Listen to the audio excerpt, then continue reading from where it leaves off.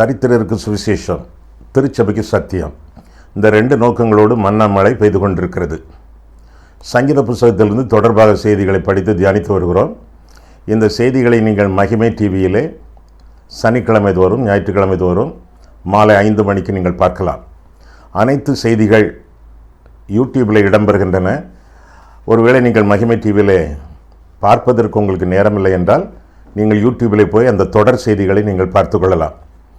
அது மட்டுமின்றி வேதம் முழுவதற்கும், ஆதியாகமம் முதல் வெளிப்படுத்தும் விசேஷம் வரை வேதம் முழுவதற்கும் 66 நூல்களுக்கும் விளக்கவரை எழுதியிருக்கிறோம்.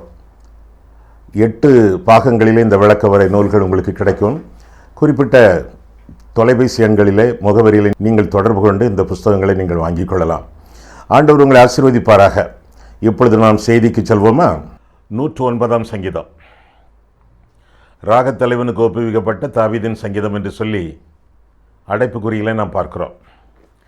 இது தாவீதின் சங்கீதம். ஆராதனைகளிலே பாடப்படுவதற்காக ராகத்தலைவனுக்கு கொயர் மாஸ்டர் ஒப்பு கொடுக்கப்பட்ட சங்கீதம். இந்த சங்கீதத்தை பாடலாக ஆராதனைகளிலே அக்காலங்களிலே இஸ்ரவேல் ஜனங்கள் பாடினார்கள். சிறந்த சங்கீதங்களிலே ஒரு சங்கீதம் இது. இந்த சங்கீதம் எப்படி ஆராதனைகளிலே பாடப்பட்டது என்பது ஒரு கேள்விக்குறி. ஏனென்றால் சாபத்தின் சங்கீதங்கள் என்று சொல்லி சங்கீதங்களிலே சில சங்கீதங்கள் அழைக்கப்படுகின்றன. இதை போலத்த வேறு சங்கீதங்கள் 35, 69 அதிகமாக வேதனைகளை வெளிப்படுத்தி பகைவர்களை சபிக்கக்கூடிய சங்கீதங்களாக சில சங்கீதங்கள் சங்கீத புஸ்தகத்தில் இடம்பெறுகின்றன. அவற்றிலே ஒரு சங்கீதம் இந்த சங்கீதம். இந்த சங்கீதத்தில் உள்ள 8வது வசனத்தை இந்த சங்கீதத்தில் உள்ள 8ஆம் வசனத்தை அப்போஸ்தலர் 6ஆம் அதிகாரம் 20ஆம் வசனத்திலே அப்போஸ்தலனாகிய பவுல் மேற்கோள் காட்டுவதாக பார்க்கிறோம். எந்த வசனம் அது? 109ஆம் சங்கீதம் 8ஆம் வசனம். அவன் நாட்கள் கொஞ்சமாக கடவது, அவன் உத்தியோகத்தை வேறொருவன் பெற கடவன். இந்த வரிகளிலே உங்களுக்கு தெரிந்திருக்கும், சாபம் போன்ற வார்த்தைகள் வருகின்றனவே என்று சொல்லி ஏராளமான வார்த்தைகள் இந்த சங்கீதத்தில் நாம் பார்க்கலாம். இந்த 8ஆம் வசனம் அப்போஸ்தலர் 6:20 மேற்கோள் காட்டப்பட்டிருப்பதாக நாம் பார்க்கிறோம். ஆண்டவரிடத்திலே தங்களுடைய குறைபாடுகளை, கஷ்டங்களை, இடுக்கண்களை முறையிட்டு எதிரிகளை ஆண்டவர் மேற்கொள்ள வேண்டும், தண்டனை கொடுக்க வேண்டும், அவர்களை சபிக்க வேண்டும் என்று சொல்லி ஆண்டவரிடத்தில் வேண்டுகோள் கொடுப்பதாக இந்த சங்கீதம் அமைந்திருக்கிறது. சத்துருக்களை சிநேகியுங்கள், சபிக்கிறவர்களை ஆசீர்வதியுங்கள் என்று கர்த்தர் கற்பித்தார் மத்தேயு 5ஆம் அதிகாரத்திலே. இந்த சங்கீதமும் சாபம் கூறுவதாக அமைந்திருக்கக்கூடிய ஒரு சங்கீதமாக அமைந்திருக்கிறது. இந்த சங்கீதமும் ஆவியானவரை பொறுத்தளவிலே முக்கியமான சங்கீதமாக இருப்பதினாலே இந்த சங்கீதமும் நமக்கு தொகுக்கப்பட்டு 150 சங்கீதங்களிலே இதுவும் இடம் பெறுகிறது.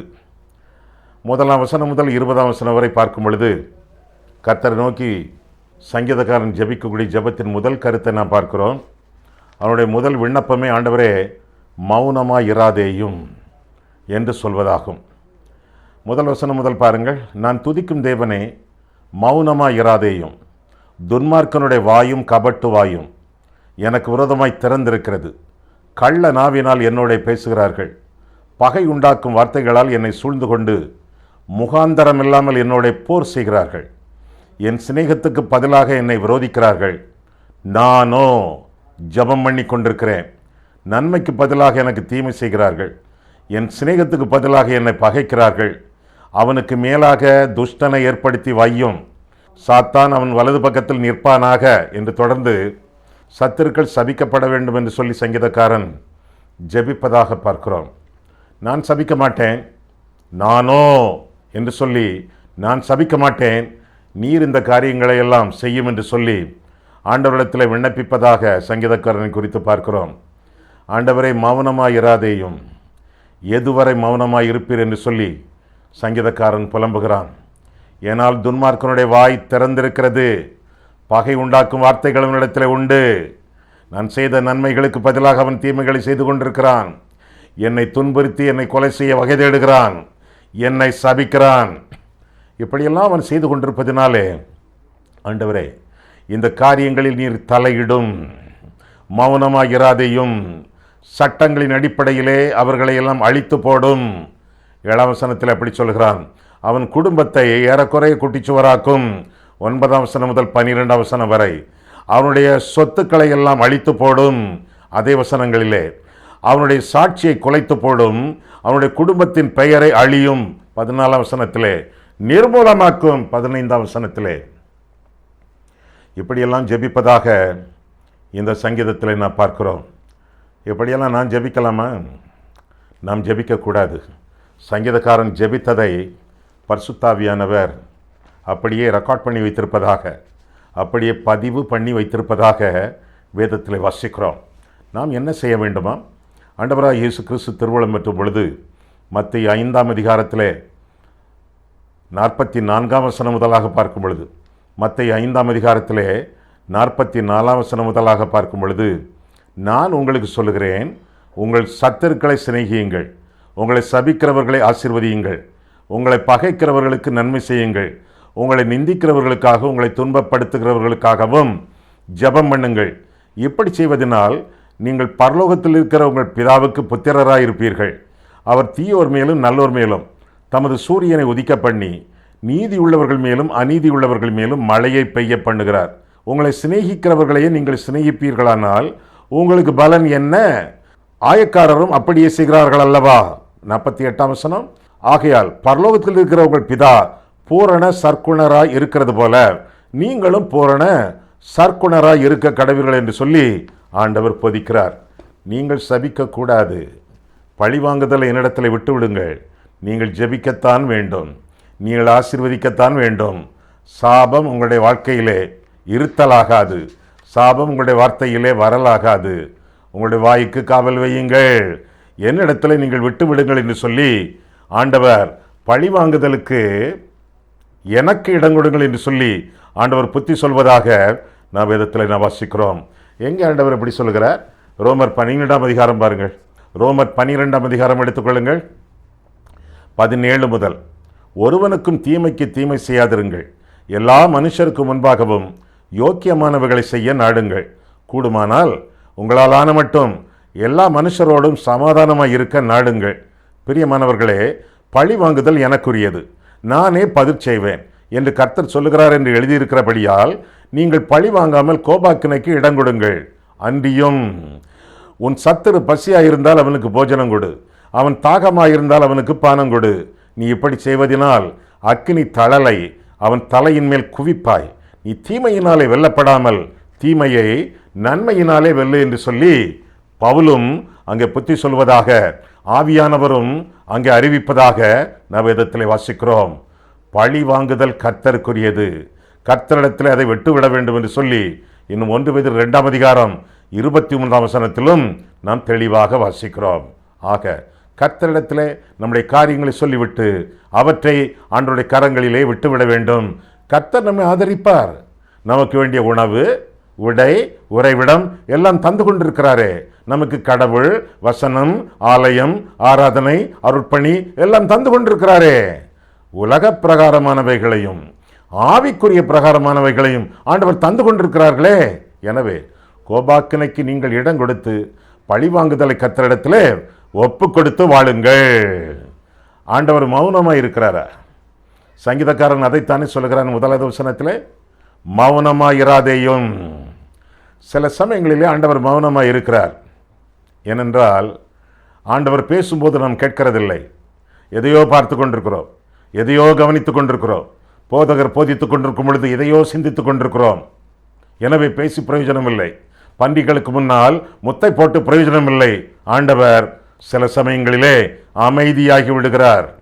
சில சமயங்களிலே ஆண்டவர் சொல்லுக்கு நாம் கீழ்ப்படிவதில்லை. ஆண்டவர் சொல்லுக்கு நாம் கீழ்ப்படிவதில்லை. ஆண்டவர் சொல்லுக்கு நாம் கீழ்ப்படிவதில்லை. பலியை பார்க்கலும் கீழ்ப்படிதல் நல்லது என்று சொல்லி வேதம் கற்றுக் கொடுக்கிறது. காணிக்கைகளை கொடுக்கிறோம், பலி செலுத்துகிறோம், தான தர்மங்களில் ஈடுபடுகிறோம். ஆனால் கர்த்தருடைய வசனத்தை கை கொள்ளுவதில்லை. அன்பு இல்லை, பரிசுத்தம் இல்லை, பரியாசம்தான் இருக்கிறது. ஆண்டவருக்கு கீழ்ப்படியவில்லை. என்ன சொல்லி சொல்லி என்ன பிரயோஜனம்? முத்த போட்டு போட்டு என்ன பிரயோஜனம்? கீழ்ப்படியாததினாலே சில சமயங்களிலே ஆண்டவர் மௌனமாய் இருந்து விடுகிறார். பாவத்தை அறிக்கையிட்டு மனம் திரும்புதல் இல்லை. ஆண்டவர் சொல்லிக்கொண்டே இருக்கிறார், மனம் திரும்புதல் இல்லை. ஒரு கள்ளனிடத்தில் பேசுகிறார், மனம் திரும்பினான். இன்னொரு கள்ளனிடத்தில் பேசவே இல்லை, ஏனென்றால் அவன் மனம் திரும்பவில்லை. மனம் திரும்பி தம்மிடத்தில் மண்டியிடுகிறவர்களை ஆண்டவர் நேசிக்கிறார், அவர்களோடு உரையாடுகிறார், உறவாடுகிறார். மனம் திரும்பாதவர்களிடத்திலே பேசி பேசி பார்க்கிறார். ஒரு காலகட்டத்திலே மௌனமாய் இருந்து விடுகிறார், பேசுகிறதில்லை. பண்டிகளுக்கு முன்னால் ஆண்டவர் முத்தை போடுகிறதில்லை. சில சமயங்களிலே ஆண்டவர் மௌனத்தை நமக்கு கற்பிக்கிறார். எப்பம் பேசணும், எப்பம் பேசக்கூடாது என்பதை ஆண்டவர் நமக்கு கற்பித்து கொடுக்கிறார். பேசுவதற்கு ஒரு காலம் உண்டு, மௌனமாயிருக்க ஒரு காலம் உண்டு. ஒவ்வொரு காலகட்டத்திற்கு ஏற்ப ஆண்டவர் நாம் செயல்படத்தக்கதாக சில காரியங்களை ஆண்டவர் நமக்கு போதிக்கிறார். மயிர் கத்தரிக்கிறவனிடத்தில் சேர்க்கிற ஆட்டை போல ஆண்டவர் மௌனமாய் இருந்தார் என்று சொல்லி வேதத்தில் வாசிக்கிறோம். சில சமயங்களிலே பாடுகள் வரும் பொழுது மௌனமாய் இருக்க ஆண்டவர் நமக்கு கற்றுக் கொடுக்கிறார். தாம் மௌனமாய் இருந்து பாடுபடும் பொழுது அமைதியாயிரு. தன் இள வயதிலே நுகத்தை சுமப்பது வாலிபனுக்கு ஏற்றது, அதை அவரே தன்மேல் வைத்தார் என்று அறிந்து மௌனமாயிருக்க கடவன் என்று சொல்லி நாம் வேதத்தில் வாசிக்கிறோம். புலம்பல் 3 அப்படியாக நாம் காண்கிறோம். பல காரணங்கள் ஆண்டவர் மௌனமாய் இருப்பதற்காக. அது மட்டுமல்ல, சில சமயங்களிலே ஆண்டவரோடு உறவு கொண்டு வாழக்கூடியவர்கள் குறிப்பிட்ட ஒரு பாவத்தினாலே உறவை முறித்துக் கொள்கிறார்கள். இங்கே இருந்து போன் பண்ணுகிறோம், தூரத்திலே நம்முடைய பையன் இருக்கிறான், மகன் இருக்கிறான். டெலிஃபோன் லைன் கட்டாகி விடுகிறது. அவன் பேசுவது நமக்கு கேட்கவில்லை, நாம் பேசுவது அவனுக்கு கேட்கவில்லை. அதே போல சில சமயங்களிலே நம்முடைய பாவங்களால் தேவனுக்கும் நமக்கும் பிளவு உண்டாகும் பொழுது, உறவு கட்டாகும் பொழுது ஆண்டவருடைய பேச்சு நமக்கு கேட்கவில்லை. ஆண்டவரும் தொடர்ந்து பேசாமல் மௌனமாக மாறிவிடுகிறார். நன்றாக வாழ்ந்தோம், ஆண்டவரோடு உரையாடினோம், உறவாடினோம், உற்சாகமாக ஜீவித்தோம். எக்கச்சக்கமாக அந்த பாவத்தில் பாவங்களில் சிக்கிக்கொண்டோம். அதோடு கர்த்தர் அமைதியாக இருந்து விடுகிறார். அது பேசி பிரயோஜனமில்லை என்பதற்காகவும் இருக்கலாம், தொடர்ந்து வரக்கூடிய நியாய தீர்ப்புக்காகவும் இருக்கலாம், ஆக்கினை தீர்ப்புக்காகவும் இருக்கலாம். வெளிப்படுத்தின விசேஷம் 8ஆம் அதிகாரம் 1ஆம் வசனத்தில் பார்க்கிறோம். முத்திரை உடைக்கப்பட்ட பொழுது பரலோகத்திலே ஏறக்குறைய அரை மணி நேரம் அமைதல் உண்டாயிற்று என்று வாசிக்கிறோம். பரலோகத்திலே கூட அமைதல், மௌனம். எதற்கு? தொடர்ந்து நியாய தீர்ப்பு ஆரம்பிக்க போகிறது. இதுபோல சில சமயங்களிலே ஆண்டவருடைய பேச்சு நமக்கு கேட்கவில்லை அல்லது ஆண்டவர் பேசவில்லை என்றால் நியாய தீர்ப்பு ஆரம்பமாகிறது என்ற அர்த்தம். சவுலுடைய வாழ்க்கையிலே, பழைய ஏற்பாட்டு சவுலின் வாழ்க்கையிலே அதுதான் நடந்தது. குறிப்பிட்ட காலம் வரை ஆண்டவரோடு உரையாடினவன், ஆண்டவர் அவனோடு உரையாடினார், சாமுவேல் மூலமாகவும் உரையாடினார். கொஞ்ச காலத்திலே அவன் பாவத்திற்கு மேல் பாவம், பாவத்திற்கு மேல் பாவம் அதில் விழுந்து கிடந்ததினாலே பேச்சை நிறுத்தி கொண்டார். பின்பு குறி சொல்லுகிறவரிடத்திலே அவன் நாடி கடவுள் என்ன சொல்ல போகிறார் என்பதை கேட்பதற்காக போனான் என்று சொல்லி நாம் வேதத்திலே வாசிக்கிறோம். பேச்சு நின்று விட்டது, ஆண்டவர் அமைதியாகிவிட்டார். காரணம், மனம் திரும்பாத வாழ்க்கை, மாய்மானமான வாழ்க்கை, மன்னியாத வாழ்க்கை, மன கடினமான வாழ்க்கை. பேச்சு நின்று போயிற்று. ஆண்டவர் உங்களோடு பேசுகிறாரா? ஆண்டவருடைய பேச்சை கேட்கிறீர்களா? அல்லது மனம் திரும்பாமல் வாழ்ந்து கொண்டிருக்கிறீர்களா? அதனால் அவர் மௌனமாகி விட்டாரா? ஆண்டவருடைய பேச்சை கேளுங்கள், வேதத்தை வாசியுங்கள். கர்த்தர் உங்களோடு உரையாடுவார், உறவாடுவார் என்று சொல்லி வேதத்திலிருந்து நாம் விளங்கிக் கொள்கிறோம். இன்னும் தொடர்ந்து நாம் அந்த சங்கீதத்தில் பார்க்கும் பொழுது ஆண்டவருடைய உதவியை தாவீது நாடினதற்கு என்ன காரணம்? ஒன்று, ஆண்டவருடைய நாமத்தின் மகிமைக்காக. ஆண்டவரே, உம்முடைய நாமத்தை நீர் மகிமைப்படுத்தும், உம்மிலேயே நான் சார்ந்து வாழ விரும்புகிறேன், உம்முடைய நாமத்தின் மகிமையை பெரிது என்பதற்காக 21ஆம் வசனத்தில் அப்படியாக பார்க்கிறோம். அது மட்டுமல்ல, ஆண்டவரே உம்முடைய கிருபை பெரியது, உம்முடைய இரக்கம் பெரியது, இதை நான் அறிந்து கொண்டேன், இதை மற்றவர்களுக்கு அறிவிப்பதற்காகவும் நான் உம்மை நாடுகிறேன், உம்முடைய உதவியை நாடுகிறேன், மௌனமாய் இராதேயும் என்று ஆண்டவரிடத்தில் வேண்டுகிறான். அது மட்டுமல்ல, என்னிடத்தில் வல்லமை இல்லை ஆண்டவரே, உம்மிடத்தில் வல்லமை உண்டு, உம்முடைய வல்லமை வெளிப்படத்தக்கதாக, வெளிக்காட்டப்படத்தக்கதாக உம்மை நம்பி நாடி வருகிறேன் என்று சொல்வதற்காகவும் என்று சொல்லி 22ஆம் வசனம் முதல் தொடர்ந்து 27ஆம் வசனம் வரை நாம் பார்க்கிறோம். ஆக தேவ மகிமையை நாடி, ஆண்டவருடைய உதவியை நாடி, ஆண்டவருடைய கிருபையை இரக்கத்தை நாடி அவன் ஜெபிப்பதாக பார்க்கிறோம். ஆக முதலாவது ஜெபம் மௌனமாயிராதேயும், இரண்டாவது ஜெபம் மன்னித்தருளும். 21ஆம் வசனத்தில் இருந்து நாம் பார்க்கும் பொழுது, ஆண்டவரே மன்னித்தருளும் என்று சொல்லி சங்கீதக்காரன் ஜெபிப்பதாக நாம் பார்க்கிறோம்.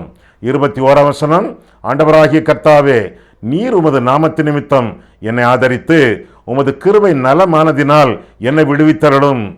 நான் சிறுமையும் எளிமையுமானவன், என் இருதயம் எனக்குள் குத்துண்டிருக்கிறது என்று தொடர்ந்து அவன் சொல்வதாக இந்த பகுதியிலே நாம் வாசிக்கிறோம். ஆண்டவருடைய மன்னிப்புக்காக ஆண்டவரிடத்திலே இறங்கி வாஞ்சித்து அவன் இந்த ஜெபத்தை ஏறெடுப்பதாக நாம் வேதத்திலே வாசிக்கிறோம். ஆண்டவருடைய இரக்கத்துக்காக, ஆண்டவருடைய சகாயத்துக்காக, ஆண்டவருடைய ரட்சிப்புக்காக அவன் வேண்டுகிறான். 26ஆம் வசனம் பாருங்கள், தேவனாகிய கர்த்தாவே, எனக்கு சகாயம் பண்ணும், உமது கிருபையின்படி என்னை ரட்சியும், என் பாவங்களை மன்னியும் என்பது பொருளாகும். ஆண்டவருடைய சமூகத்திலே ஆண்டவருடைய ரட்சிப்புக்காக, ஆண்டவருடைய மன்னிப்புக்காகவும் அவன் நாடி ஜீவிப்பதாக, நாடி வேண்டுவதாக இந்த சங்கீதத்திலே நாம் பார்க்கிறோம். என்னை மன்னித்தருளும், உம்முடைய நாமத்தின் நிமித்தம் மன்னித்தருளும் என்று சொல்லி 21ஆம் வசனத்திலும், உம்முடைய கிருபை நிமித்தம் என்னை மன்னித்தருளும், ரட்சித்தருளும் என்று சொல்லி தொடர்ந்து சொல்வதாகவும் பார்க்கிறோம். எனக்குள்ளே உள்குத்து உண்டு, என்னுடைய பாவங்களினாலே, பாவ பழக்க வழக்கங்களினாலே, பழி வாங்கும் புத்தியினாலே என் மனசாட்சி என்னை குத்துகிறது ஆண்டவரே என்று சொல்வதாக 22ஆம் வசனத்திலும், இதற்காக நான் உபவாசித்து ஜெபிக்கிறேன் ஆண்டவரே என்று சொல்லி 24ஆம் வசனத்திலும் அவன் சொல்லுவதாக வேதத்திலே வாசிக்கிறோம். ஆண்டவரே, என் பாவத்தை மன்னித்தருளும். ஆண்டவருடைய பிள்ளைகள், ஆண்டவரோடு நெருங்கி உரையாடுகிறவர்கள், உறவாடுகிறவர்கள், ஆண்டவரை அதிகமாக நேசிக்கிறவர்கள், ஆண்டவரை அதிகமாக அனுபவிக்கிறவர்கள், என்ஜாய் பண்ணுகிறவர்கள், ஆண்டவர் தங்களை அனுபவிக்க வேண்டும் என்று விரும்புகிறவர்கள், தங்களை ஆண்டவருக்காக சமூலமாக விட்டு கொடுக்கிறவர்கள் நிச்சயமாக ஒவ்வொரு நாளும் ஒவ்வொரு தடையும் சாரி ஆண்டவரே, மன்னித்தருளும் ஆண்டவரே என்று சொல்லி ஜெபிப்பார்கள். ஏனென்றால் இந்த ஒரு சிறிய காரியமும் ஆண்டவரை புண்படுத்தி விடக்கூடாது என்பதற்காக. வேதனை உண்டாக்கும் வழி என்னிடத்தில் உண்டோ என்று பார்த்து நித்திய வழியிலே என்னை நடத்தும் என்று சொல்லி சங்கீதக்காரன் ஜெபித்தானே, அதே போல ஆண்டவர் இருதயம் புண்பட்டு விடக்கூடாது. அது கடப்பாறையால் குத்தினாலும் சரி, குண்டூசியினால் குத்தினாலும் சரி, எதை வைத்து குத்தினாலும் ஒரு மனுஷனுக்கு வலி ஏற்படும். அதுபோல சின்ன பாவமோ பெரிய பாவமோ எது பண்ணினாலும் ஆண்டவருக்கு மனதிலே காயம் உண்டாகும். ஆனால் ஆண்டவர் சொல்கிறார், முள்ளில் உதைப்பது உனக்கு கடினமாம், நீ என்னை குத்தினால் நீ குத்துப்படுவாய். எனவே உள்குத்து உனக்கு இருக்கிறதே, அதை எண்ணி உன் பாவங்களை எல்லாம் அறிக்கையிடு. நான் மன்னிப்பதற்கு ஆயத்தமாயிருக்கிறேன். என் கிருபையினாலே, என்னுடைய நாமத்தினாலே உன்னை மன்னித்து என் இரத்தத்தினாலே உன்னை கழுவிவிட நான் சித்தமாயிருக்கிறேன் என்று சொல்லி ஆண்டவர் ஆயத்தப்படுவதாக நாம் பார்க்கிறோம். பாவ மன்னிப்பு பெற்றவர்களா நீங்கள்? ரட்சிக்கப்பட்டவர்களா நீங்கள்? உங்கள் பெயர்கள் ஜீவ புஸ்தகத்தில் எழுதப்பட்டிருக்கிறதா? இதையெல்லாம் சிந்தித்து கொண்டிருக்கிறீர்களா? ஒருவேளை ரட்சிக்கப்படாத மனைவி, ரட்சிக்கப்படாத மாமியார், ரட்சிக்கப்படாத கணவன், ரட்சிக்கப்படாத ஒரு பையன், இவர்களுக்காக நீங்கள் ஜெபித்து கொண்டிருக்கிறீர்களா? நீங்கள் உங்களுக்காக ஜெபிப்பது மட்டுமல்ல, நீங்கள் உங்களுக்காகவும் உங்களுடையவர்களுக்காகவும் ஜெபிக்க வேண்டியது, அவருடைய ஆத்தும ரட்சிப்புக்காக ஜெபிக்க வேண்டியது உங்களுடைய கடமை. சங்கீதக்காரனுடைய ஜெபம் முதலாவதாக மௌனமாயிராதேயும், இரண்டாவதாக மன்னித்தருளும், மூன்றாவதாக மகிழ பண்ணும். ஆண்டவரே, என்னை மகிழ பண்ணும் என்று சொல்லி 27ஆம் வசனத்திலிருந்து ஜெபிப்பதாக நாம் வேதத்தில் வாசிக்கிறோம். 27ஆம் வசனத்தை நான் பார்க்கும் பொழுது, வேத புஸ்தகம் உங்கள் கையில் இருக்கலாம் பாருங்க. 27ஆம் வசனம் முதல், இது உமது கரம் என்றும் கர்த்தாவே தேவரீர் இதை செய்தீர் என்றும் அவர்கள் அறிவார்களாக. அவர்கள் சபித்தாலும் நீர் ஆசீர்வதியும், அவர்கள் எழும்பினாலும் வெட்கப்பட்டு போவார்களாக. உமது அடியானோ மகிழக்கடவன் என்று சொல்லி தொடர்ந்து ஜெபிப்பதாக வேதத்திலே வாசிக்கிறோம். ஆக தனக்கு மகிழ்ச்சி வேண்டும் என்று சொல்லி சங்கீதக்காரன் ஜெபிப்பதாக பார்க்கிறோம். முதலாவதாக மௌனமாயிராதையும், இரண்டாவதாக மன்னித்தருளும், மூன்றாவதாக மகிழ பண்ணும். ஆண்டவர் நம்முடைய பாவங்களை மன்னித்தாலே மகிழ்ச்சி தானே. ஏனென்றால் பாவங்கள் மன்னிக்கப்படும் பொழுது நம்முடைய மனசாட்சி சந்தோஷப்படுகிறது, உள்ளம் பூரிக்கிறது, புதிய புதிய உறவுகள் நம்முடைய வாழ்க்கையிலே உண்டாகின்றன. பரலோகத்தின் நிச்சயம் நமக்கு கொடுக்கப்படுகிறது. நரகத்தை பற்றிய பயம் நம்மை விட்டு அகல்கிறது, மகிழ்ச்சி உண்டாகிறது. என்ன நிலைமையிலே? கர்த்தருக்குள் சந்தோஷம், கற்பனைகளிலே சந்தோஷம், கஷ்டங்களிலே கூட சந்தோஷம் நமக்கு வந்து விடுகிறது. பவுல் பிலிப்பியருக்கு எழுதினான் ஒரு நிருபம். சிறைச்சாலையிலே இருந்து கொண்டு எழுதிய நிருபம் அந்த நிருபமாகும். சிறைச்சாலையிலே சங்கிலிகளினாலே கட்டப்பட்ட ஒரு சேனாபதி பவுல். அவன் என்ன சொல்கிறான்? கர்த்தருக்குள் சந்தோஷமாயிருங்கள், கர்த்தருக்குள் சந்தோஷமாயிருங்கள் என்று மறுபடியும் உங்களுக்கு சொல்கிறேன். பிலிப்பியர் 4:4 அந்த முழு புஸ்தகத்திலும் பிலிப்பியர் நிருபத்திலே 35 தடவைக்கு மேற்பட்ட அளவிலே சந்தோஷம் என்ற வார்த்தை இடம்பெறுகிறது. சங்கிலிகளினாலே அடைபட்டு கிடக்கக்கூடிய ஒரு கைதி சந்தோஷத்தை பற்றி பேசுகிறான். ஏன்? கர்த்தருக்குள் அந்த சந்தோஷம். அந்த சந்தோஷத்தை வாஞ்சித்து சங்கீதக்காரனும் ஜெபிப்பதாக நான் வேதத்தில் வாசிக்கிறோம். ஆண்டவரே, மீண்டுமாக என்னை மகிழ பண்ணும். கொஞ்ச நாளாக நான் சோர்ந்து போய் இருக்கிறேன். கொஞ்ச நாளாக நான் இடுக்கண்களிலே, இடையூறுகளிலே, இக்கட்டுகளிலே மடிந்து போய் வாழ்ந்து கொண்டிருக்கிறேன். கர்த்தாவே, மீண்டுமாக என்னை உறுதிப்படுத்தும் ஆண்டவரே. நீர் நெறிந்த நாணலை முறிப்பதில்லையே, நீர் நெறிந்த நாணலை முறிப்பதில்லையே, நீ மங்கி எறிகிற திரியை அணைப்பதில்லையே. மீண்டுமாக உறுதிப்படுத்துவீரே, மீண்டுமாக பிரகாசப்படுத்துவீரே. அப்பேற்பட்ட ஆண்டவர், நெறிந்த நாணலை போல இன்றைய நாட்களிலே நான் வாழ்ந்து கொண்டிருக்கிறேனே, மங்கி எரிந்து கொண்டிருக்கிறேனே, என்னை பிரகாசிக்க பண்ணும் ஆண்டவரே, என்னை மீண்டுமாக உண்மையிலே உறுதிப்படுத்தும் ஆண்டவரே என்று சொல்லும் பொழுது ஆண்டவர் உங்களை பிரகாசப்படுத்துகிறார், பிரகாசிக்க பண்ணுகிறார், உறுதிப்படுத்துகிறார். நிச்சயமாக மகிழ்ச்சி என்பது சொந்தமாகும். இந்த மகிழ்ச்சி என்பது தேவனுடைய கரத்தால். தேவனுடைய கரம் என்பதற்கு ஒரு பொருள் இயேசு கிறிஸ்து, வலது கரம். தேவனுடைய கரத்தால் 29ஆம் வசனம் வெற்றி உண்டு, 28ஆம் வசனம் வெட்கமெல்லாம் நீங்குகிறது, 27ஆம் வசனம் விடுதலை உண்டு. மீண்டுமாக 27ஆம் வசனத்திலே விடுதலை, 28ஆம் வசனத்திலே வெட்கம் நீங்குகிறது, 28ஆம் வசனத்திலே வெட்கம் நீங்குகிறது, 29ஆம் வசனத்திலே வெற்றி கிட்டுகிறது. அப்போ சந்தோஷம் தானே? விடுதலை கிடைத்தால், வெட்கம் நீங்கினால், வெற்றி சூழ்ந்து கொண்டால் சந்தோஷம்தானே? அந்த சந்தோஷம் சங்கீதக்காரனுக்கு கிடைக்கிறது. ஆக முதலாவதாக கர்த்தருடைய கரத்தால் அவனுக்கு இந்த நன்மைகள் கிடைக்கிறது. அது மட்டுமல்ல, வலது பக்கத்திலே, அவனுடைய வலது பக்கத்திலே தெய்வம் நிற்கும்படியாக அவன் ஜெபிப்பதாக நாம் பார்க்கிறோம். வலது பக்கத்திலே சாத்தான், வலது பக்கத்திலே சர்வ வல்லவர். 2 காரியங்கள் இந்த சங்கீதத்திலே குறிக்கப்பட்டிருக்கின்றன. நீங்கள் கவனித்தீர்களா? 6ஆம் வசனம் பாருங்கள். 6ஆம் வசனத்திலே அப்படியாக ஜெபித்தவன், 109ஆம் சங்கீதம் 6ஆம் வசனத்திலே, அவனுக்கு மேலாக துஷ்டனை ஏற்படுத்தி வையும் சாத்தான் அவன் வலது பக்கத்திலே நிற்பானாக. வலது பக்கத்திலே சாத்தான் நிற்கட்டும், அவன் அழியட்டும் என்று சொல்லி சங்கீதக்காரன் தன்னுடைய சத்துருவை எண்ணி சபித்து ஜெபித்த ஜெபம். ஆனால் கொஞ்ச நேரத்திலேயே அவன் திருந்தி கர்த்தரை நோக்கி அவன் ஜெபிக்கும் பொழுது ஆண்டவருடைய மகிழ்ச்சியை, சந்தோஷத்தை அவன் இரட்டிப்பாக தன்னுடைய வாழ்க்கையிலே பெற்றுக்கொள்ளும் பொழுது, இப்பொழுது வலது பக்கத்தில் நிற்பது யார்? வசனத்தை பாருங்கள். 31ஆம் வசனம், ஆக்கினைக்குள்ளாக தீர்க்கிறவர்களில் நின்று எளியவனுடைய ஆத்துமாவை ரட்சிக்கும்படி அவர் அவன் வலது பார்சத்தில் நிற்பார் என்று சொல்லி சங்கீதக்காரன் முடிப்பதாக பார்க்கிறோம். ஆக 6ஆம் வசனத்திலே சத்துருவுக்கு எதிராக சாத்தான் வலது பார்சத்தில் நிற்க வேண்டும் என்று சொன்னவன், இப்பொழுது கர்த்தருடைய அன்பையும் இரக்கத்தையும் மன்னிப்பையும் பெற்றுக்கொண்டவன், கர்த்தாவே, நீர் என்னுடைய வலது பார்சத்திலே, என்னை போலத்த மக்களுடைய வலது பார்சத்திலே நீர் காப்பதற்காக நிற்பீர் ஆண்டவரே என்று சொல்வதாக பார்க்கிறோம். ஆண்டவர் தேவனுடைய வலது பார்சத்திலே வீற்றிருக்கிறவர். அவர் மரித்து அடக்கம் பண்ணப்பட்டு பாதாளம் சென்று 3ஆம் நாளிலே மரித்தோரிலிருந்து உயிரோடு எழும்பி தேவனுடைய வலது பார்சத்திலே வீற்றிருக்கிறார் என்று சொல்லி வேதத்திலே விசுவாச பிரமாணங்களிலே நாம் பார்க்கிறோம். ஆனால் நிற்பார், ஒரு இடத்திலே நின்றாரே. ஸ்தேவான் சொன்னான், தேவனுடைய வலது பார்சத்திலே மனுஷகுமாரன் நிற்கிறதையும் நான் காண்கிறேன் என்று சொன்னானே. அதே போல பக்தர்கள் பாடுபடும் பொழுது ஆண்டவர் சிம்மாசனத்திலே இருந்து கொண்டு ரசிக்க அவர் விரும்பவில்லை. அந்த பாடுகளிலே பங்கு பெறக்கூடிய ஆண்டவர் துடிதுடித்து எழும்பி நிற்பதாக வேதத்திலே வாசிக்கிறோம். அப்போஸ்தலர் 7ஆம் அதிகாரம் 55 முதலாக பார்க்கும் பொழுது, ஸ்தேவான் குற்றுயிராக்கப்பட்ட சூழ்நிலையிலே தேவகுமாரன் தேவனுடைய வலது பார்சத்திலே நிற்பதாக காண்கிறோம். நம்முடைய வாழ்க்கையிலே கூட நாம் பாடுபடும் பொழுது, கஷ்டப்படும் பொழுது, நமக்காக ஒரு காலத்தில் இந்த உலகத்தில் வந்த ஆண்டவர், அவர் தாமே சோதிக்கப்பட்டு பாடுபட்டதினாலே பாடுபட்டவர்களுக்கு பரிதபிக்கும் தெய்வம் நமக்காக எழும்பி நிற்கவும் ஆயத்தமாக இருக்கிறார்.